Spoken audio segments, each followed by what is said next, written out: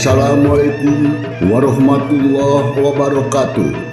Ulujeng ditepang daun kende sareng simkuring Mang Dedi Mulia Dinata kiwari baris medarkeun hiji carita dina judul Wirosada Jadi Jawara. Pilih ku galih anu saena singkahan kumanah anu awona anggopi enteun ugoning ulang lumampah di alam dunia. Wilujeng ngabanungan tugdugikeun ka rengsena.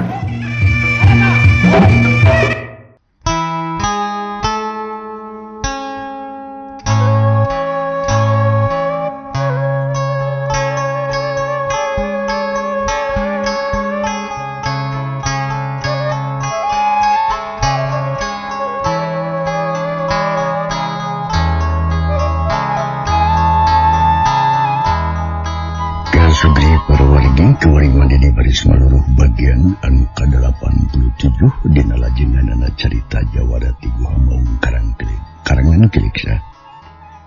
Segumahan kantu di Bandung aja hancan katunda bagian anu ke-86. Peneran mandiri kubagat kuwanci dina mangsa medarikeun kaayaan alam pasosore di Kadamangan Cibendi. Khususna atuka Wirosada harita dipanggil ku Demang nyatana Raden Purwa. Kumaha atuh para panggiarsa lajenganana ieu carita langkung paus lemah mangga urang sami-sami bandungan ku sadayana namun kada hilap janela poho panto lari kana kunci wilujeng bumi.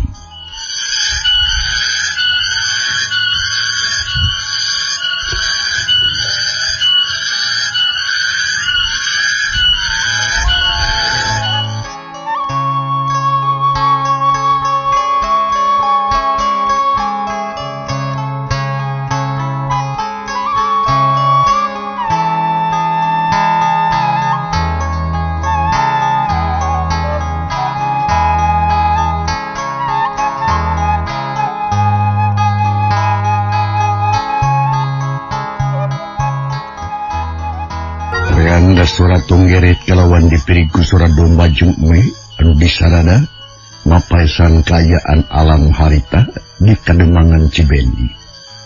Breh aya aletan jalma kurang lebih genepan orang si mana horeng Wirosada digiringkeun ku wardi katup batur-baturna nu jumlahna opatan. Wirosada indit ngajugjug ka bumina Demang kairing ku wardi jeung wadia balad. Hate Wirosada tedek tentrem pikiran kumalayang weh kamana-mandi. Ngarasa heran campur jeung bingung pedah ngadenge beja ti wardi yen manehna ditangkep ku Demang. Terila kawantu teh jauh barang jo teh ka Kademangan kasampak geus loba jalma tisirikna ngagimbung loba pisan diburuan oge pagagel mata keuring usik. Kan Carawati atuh geus dibejaan ku carugena nyata Raden Purwa. Yen Wirosada ditewak ditangkap sabab geus nyieun hiji kasalahan anu gede. Geus nyieun kaributan di Kademangan. Ku jalan nyumputkeun putra Demang nyatana Ngalajaya. Bari jeung rek aya niat jahat. Kitu tuduhan ka Wirosada. Atuh kan Carawati teu kuat nahan kasedih. Langsung nangis ngabangingi nyengcerikan adikna. Sabaraha kali atuh meredih kasalakina nyatana Raden Purwa. Sangkan eta sangkaan teh dipikiran deui, dipaluruh deui jalan-jalanna. Tapi edas Den Purwa geus kapangaruhan meureun ku kepohna murkana. Jeung deui ketemu ku pangawasana si Gagah Bodas teh. Atuh dina pamadeganana teh teas bangkrak teu bisa diongget-ongget. Pati, mana siap tengah jalankeun tugas? Nah sababna si Wirosada teu ditalian teu ditalikung. Gagabah ngalampahan teh. Kumaha lamun kabur? Barang datang oge atuh aletan Den Purwa geus ngolotot ka wardi nu kakara jol pisan. Panuna murlang ka Wirosada anu colohok teu ngarti. Ngadenge atuh Den Purwa ngomong kitu pok wardi harita. Anu penting masa tiasa kabantuan we agan. da moal kabur. Teu bisa. Sabab si Wirosada ayeuna beda jeung Wirosada kamari. Ieu mangkeluk kudu talikung. Sabab geus dianggap jahat nu mata kabayakeun. Hayo. Talian leungeunna simpageuh. Menang parentah kitu Wardi teu bisa baha. Jung nangtung sarta sereuneu ngadeukeutan ka Wirosada. Panon melong kana beungeut Wirosada anu katara pias koneas. Reuas campur jeung heran teu ngarti ku ucapan-ucapan Den Purwa anu kasar jeung garihal tara-tara ti sasari. Wardi harita ngaragamang kana leunging Wirosada. Terus dikatukangkeun Wirosada teu barontak, teu ngumpang kana kahayang Wardi sabab kadenge tugas ti Demang. Leungeun anu ditalian dikatukangkeun teu ieu dipalire, panon teu palancipna nyatana Den Purwa. Wirosada lain teu wani ngalawan, Wirosada lain teu untupan kabur, tapi encan ngarti kana duduk perkarana, can nyaho kana jujutanana. Pok atuh Wirosada harita nanya bari jeung leuteuk ka Den Purwa. Kang, naon? Abdi heran nu taya papadana. Margi teh gugur teh angin, bat ujug-ujug aya kajadian kieu. Naon hartos na ieu Kang? Wirosada! Dengekeun kumaneh. Kami teu nyangka sacongo buuk horeng si mana horeng maneh boga niat jahat anu rujit. Ngabudi ucing sia hirup teh nyolong bade. Jiga nu heueuh beungeut yang hareup ati mungkir panon ka hareup leumpang ka gigir. Dasar kuyup sia. Tah ayeuna kabongkar kabeh. Segala rupa maksud maneh geus aya jampaleungeun pula. Ku kitu da maneh, ye, Wirosada dengekeun. Teu kudu bata tanya itu, tatanya ieu teu kudu nyaho kana sabab-musababna. Sabab naon? Sabab kula geus cukup ngarti kana persoalanana. Jadi teu miti danget ieu maneh geus lain adi aing. Maneh geus lain wakil Demang. Maneh lain warga Cibendi, tapi maneh jama jahat anu perlu dihukum. Den Purwa nuliting kahohwa tegas pisan dina nyariosna. Malah socana jeung ngolotot ka Wirosada. Anu carana peh bakat kuruwas narima ucapan sakitu matak nyerina kana ati. Den Purwa sasauran hareupeun jalma rea. Hareupeun Kancanawati jeung Murkana. Atuh puguh Wirosada teh meuli asa ditaranjangan di pasar. Di wiwirang tanpa wates wangeunna. Estuning matak seul kana angen. Parang dene kitu Wirosada tetep sadar jeung sabar. Manehna kuat merangan hawa nafsu. Pok atuh harita Wirosada ngomong ngan rada leuleuy teu jiga tadi. Kang Purwa, abdi teu hayang diugung-ugung. Abdi teu hayang dihormat-hormat. Oge teu hayang diaku dulur anu kaleuwihi. Da abdi mah digawe oge lain mandang jasa. Lain hayang menang imbalan, tapi kajurung kurasa tanggung jawab. Hayang mulang tarima kanu jadi lanceuk. Tapi mun ayeuna abdi dianggap jalma jahat. Teu nanaon. Bos! Wirosada! Sok balik kami ngomong. Kang Purwa, tamake Kang! Cukup Purwa, hunggu. Naon? Abdi teu hayang diugung-ugung.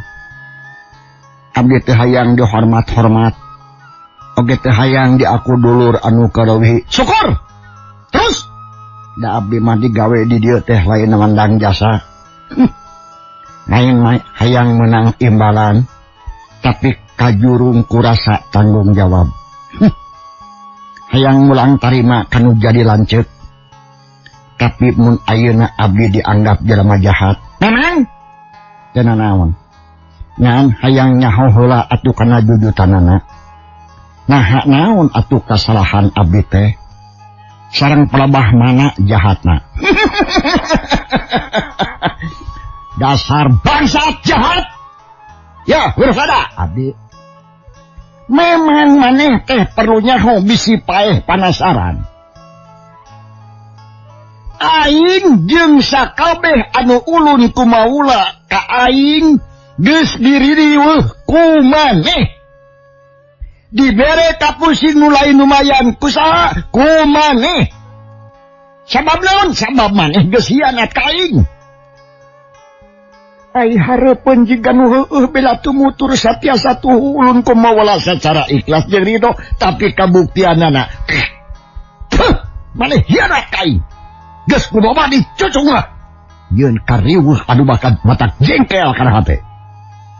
Maneh geus kumawani maling anak aing nalajaya sarta nyiksa bebeakan di leubeung lamun teu ditulungan ku rakyat aing keneh jigana modar anak aing ku sia. Teu dosa maneh anu katsida matak nyerina kana hate aing. Oge aya deui anu leuwih bahaya. Maneh teh hayang ngarebut kademangan ka kawasan aing. Hayang kumaha di Cibendi. Tah ieu anu matak bahaya.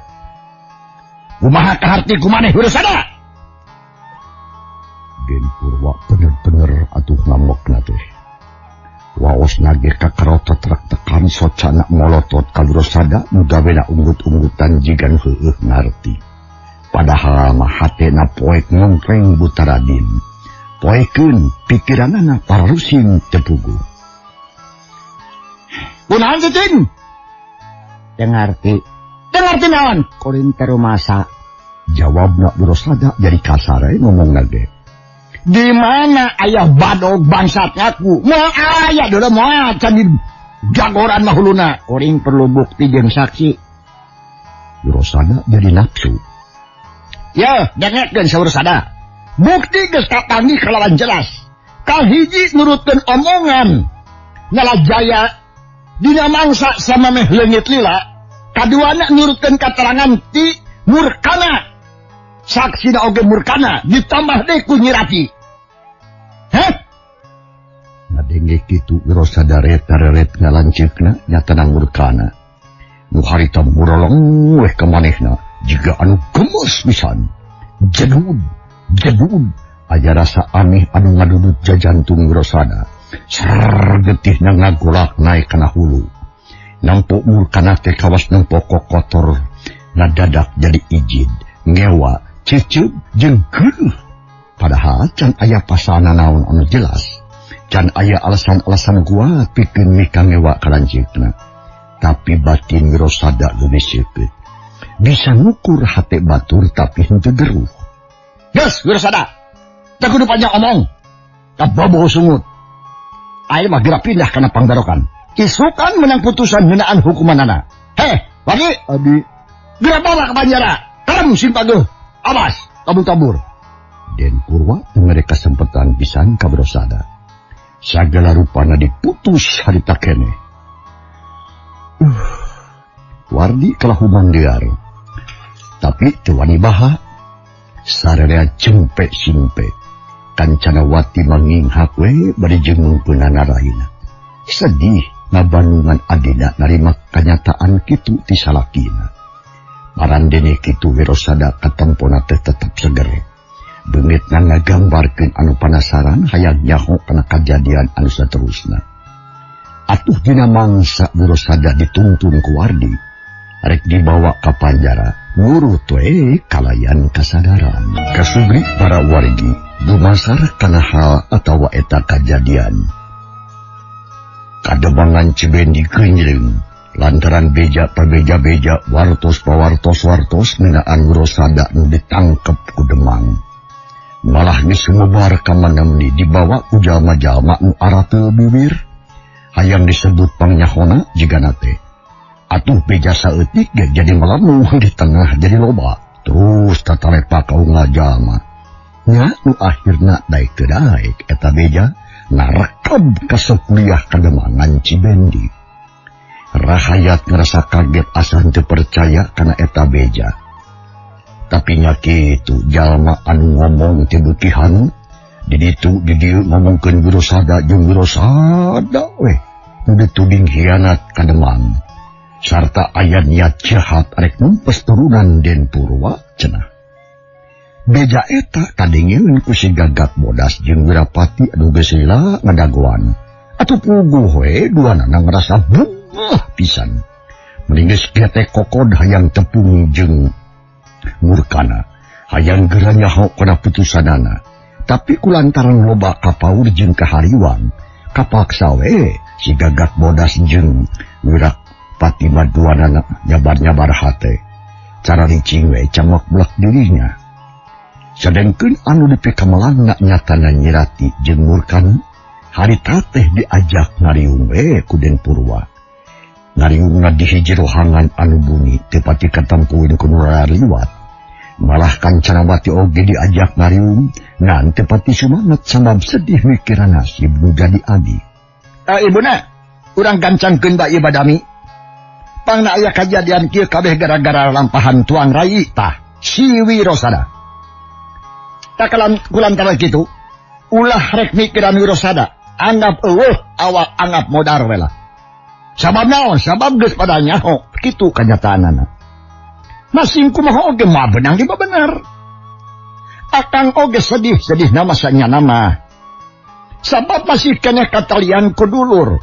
Tapi sing ingat, kasalamatan balarea lebih penting tah. Kulantaran kitu lebih hademi jen mangkeluk hiji jeung tibatan ruksak saredeakeun.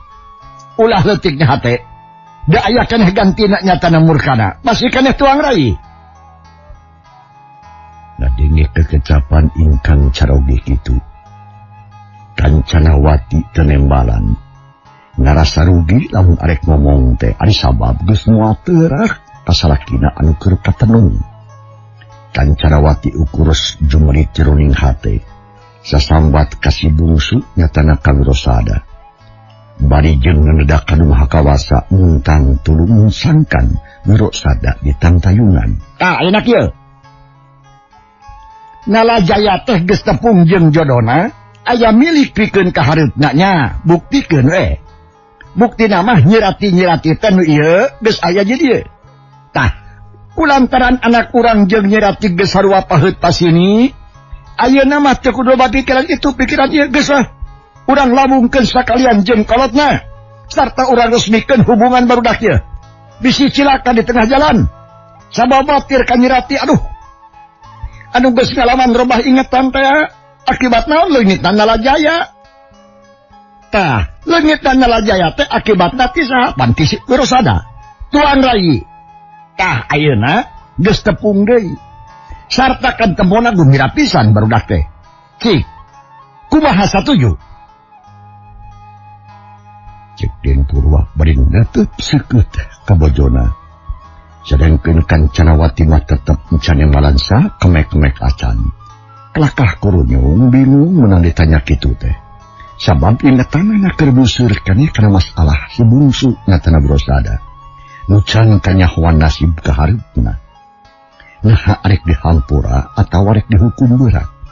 Hal ieu matak ngeri kana hate pikeun Kancanawati mah. Dirina asa disapirakeun. Kulantaran Kancanawati cicing bae pok atuh rayina nyatana Murkana. Geus ece. Ayeuna mah teu kedah ngemutan si Wirosada. Emutan we kasalamatan Nalajaya putra ece. Da ceuk abdi mah ceuk pamiti rai mending kade satujuan lah. Ngarasa garupana tareh lengse. Murkana ge milu ngomong. Merek sumangat kalancik nak sangka nurut kana kahayang Den Purwa. Malah harita teh Nalajaya oge meredih ka indungna. Menta izin sangkan hubungan manehna jeung Nyirati buru-buru diresmikeun. Tapi keukeuh we Kancanawati teu ngajawab, kelakah ngahuleng we jiga nu ilang ingetan.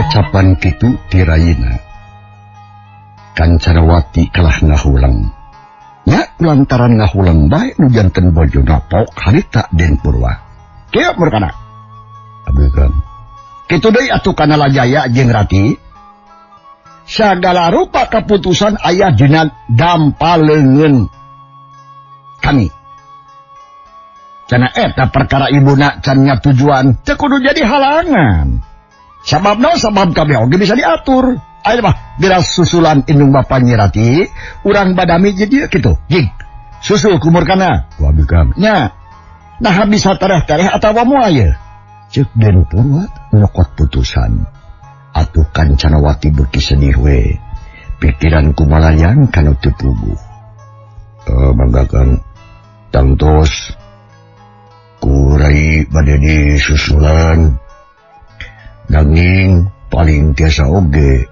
ramana wungkul anu tos caket da ibu nama tebi di Ciwaragas nanging satiacana abdi miyos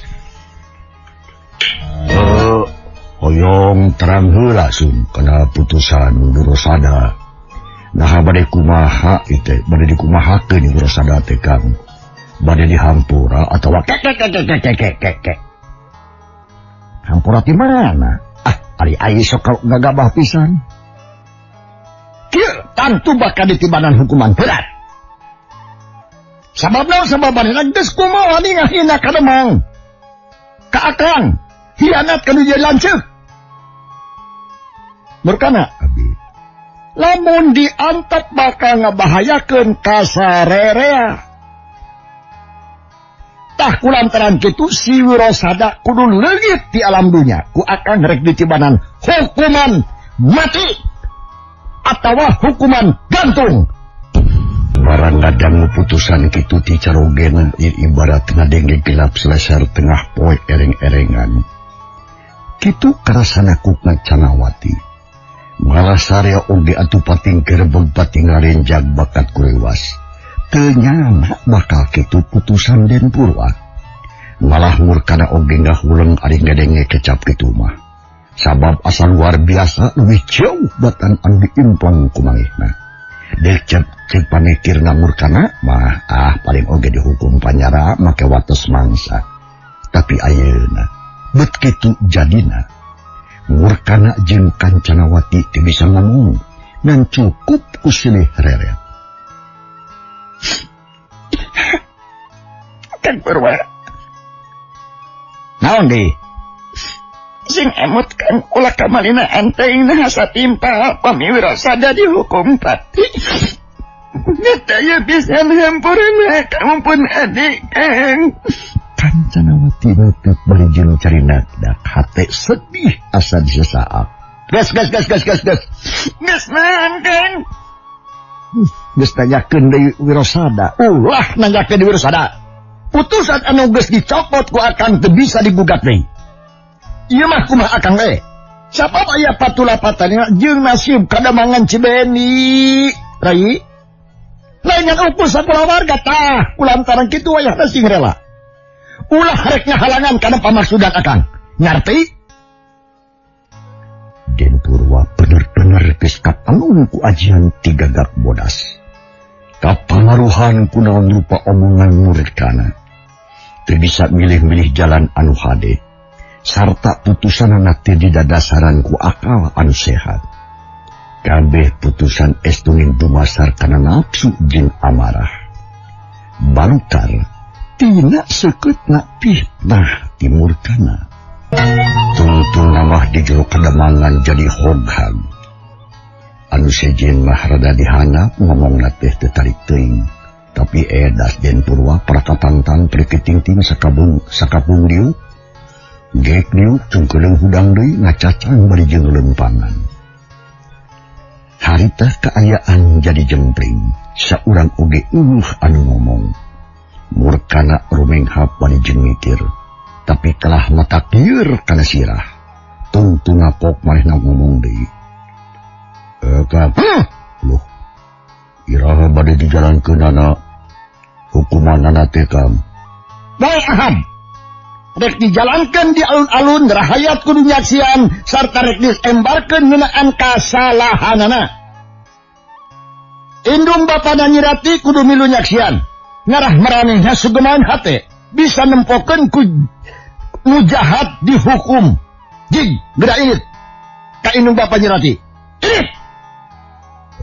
Init murkana unggeuk lalaunan.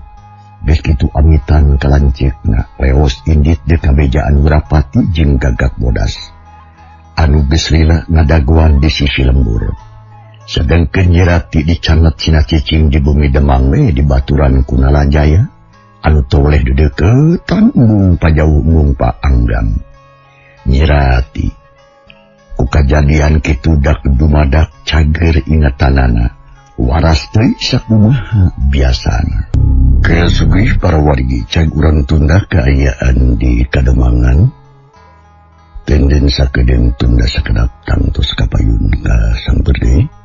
Ayeuna urang Bandungan ngalampahan murkana. Arek ka mana nu sabenerna?